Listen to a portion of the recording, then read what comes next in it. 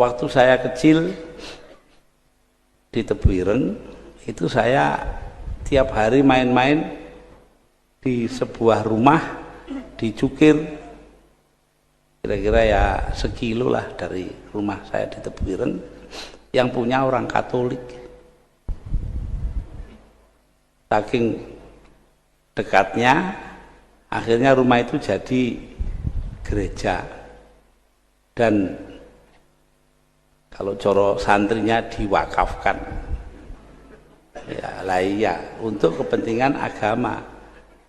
Terus nggak tahu saya kenapa oleh pengurusnya dioperkan kepada Bapak Muhammad Yusuf Hashim, paman saya. Jadi rumah beliau saya tinggalnya di situ. Di Tebuireng itu kan kalau nemoni tamu. Nah, jadi di sini kita melihat bahwa ini sudah lama ada di kalangan kita, tidak ada masalah apa-apa. Karena itu kalau sekarang ada yang meributkan Islam dan Islam, saya terus terang saja bingung juga. Ada pesantren ngalah, itu kan bahasa Jawa toh. Pondok-pondok dulu itu bahasa lokal, enggak ada namanya pesantren ngene ngono itu ya. Pesantren Tebuireng, pondoknya Yai Manan, pondok Singosari, sampai sekarang saya tidak tahu nama bahasa Arabnya. Iya. Oh, tahu-tahu setelah tahun 50-an itu loh. Pondok Bahrul Ulum, pondok Mambaul Ma'arif, pondok Mambaul Huda. Saya jadi bingung lah, kok cara Arab kabeh ini rek. Ya, ini artinya formalisasi, kesenangan untuk resmi dari kalangan kaum muslimin. Ini muncul karena apa? Karena kuatnya budaya Arab. Bukan karena agama, ini soal budaya saja. Sama dengan dulu bahasa Jawa, sekarang pakai bahasa Indonesia, kan begitu tuh. Saya ingat dongengnya paman saya, putranya ada di sini dengan saya, Pak Abdul Karim Hashim, adiknya ya saya, numpak oplet. Di depannya ada orang bawa kurungan burung, tahun 30-an lah itu. Lalu beliau pikir mau nanya, ini burung apa ini? Ini opo apa? Ini apa ketemu, tapi burung itu loh apa bahasa Indonesia. Akhirnya kalah karo wong Cina sandinge muni, ini peksi apa? Nah itu. Jadi karena itu kita melihat bahwa soal begini-begini kan soal anu saja, soal apa? Budaya saja. Beda memang budayanya.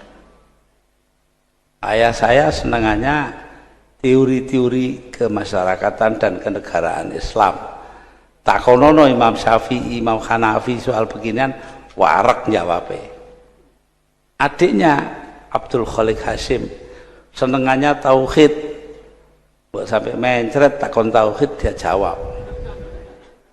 Tapi adiknya Pak Abdul Karim Hashim itu senengannya adab, sastra Arab. Ya enggak apa-apa, memang bisanya cuma itu. Artinya yang Arab itu, sastra Inggris ya tangan kadung tuwek. Lah ya. Tapi tanya itu. Di rumahnya beliau itu ada Hamas satu Abi Tamam. Itu yang menunjukkan kesenangan beliau kepada sastra Arab. Sastra itu sangat kaya dan sinis. An-Nabi Ghadzubiani, penyairnya, mengatakan dia dikuyo-kuyo terus oleh para politisi. Akhirnya dia mengatakan, walasta bimustabiqin akhon la talumuhu ala syu'athin ayyur rijali muadzabu. Kau bukan orang pertama yang menyakiti saudaranya. Loh itu loh. Politisi senengannya lah ngono.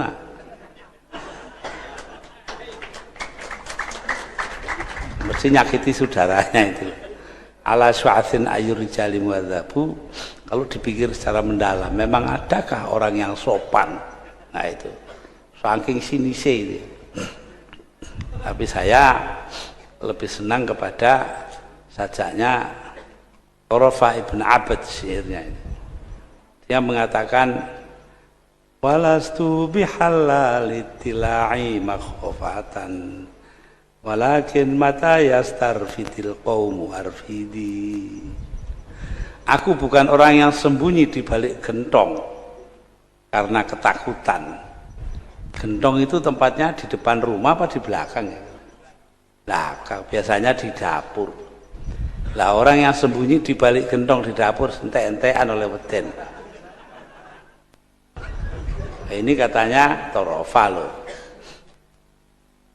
Walakin mata yastarfiti arfidil qaumu arfiti.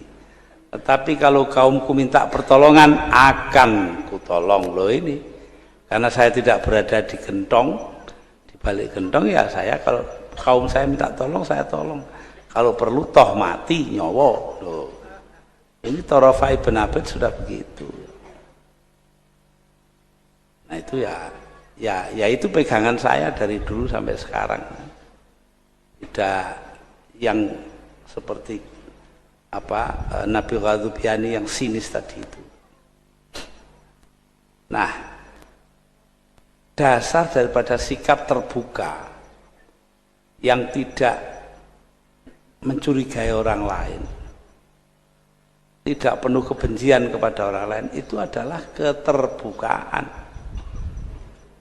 Karena itulah saya kepada teman-teman agama lain itu ya terbuka saja.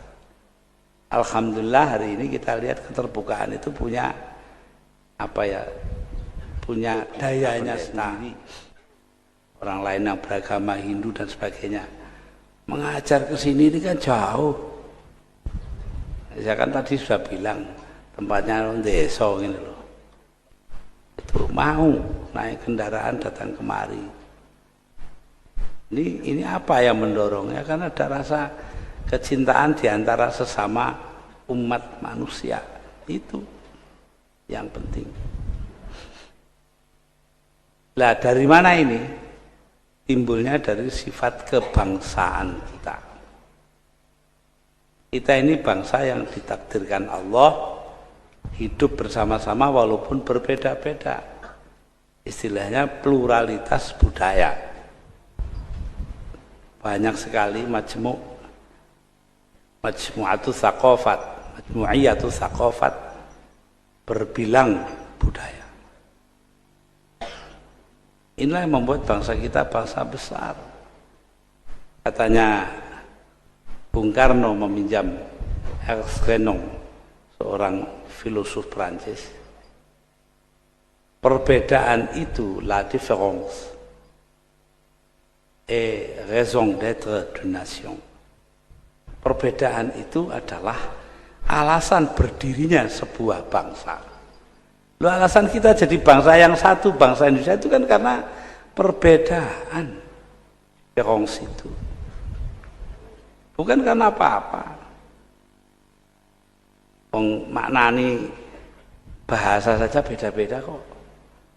Ada orang naik sepur kayak baru zaman dulu dari Gubeng Surabaya, kamar mandinya penuh orang, jadi dia tidak bisa buang air kecil. Di Kertosono takut dia kalau ditinggal kereta, tapi sudah sampai di Madiun tidak kuat, dia turun. Begitu kereta berhenti dia turun, lari ke belakang, belakangnya kereta api, dia jongkok kencing di antara dua rel itu.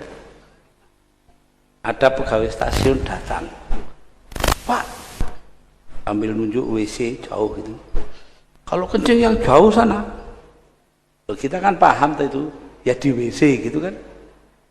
Tapi orang itu lain pahamnya, masa dari Surabaya ke Madiun kurang jauh. Loh, kok kadar jauh itu loh, kok bisa berbeda penafsirannya itu. Padahal barangnya sama atau yang diomongkan, tapi lain beda ya. Berbeda-beda penafsiran. Inilah yang terjadi. Saya tidak masuk politik lah, soal PKB itu kan juga beda beda pengertian saja.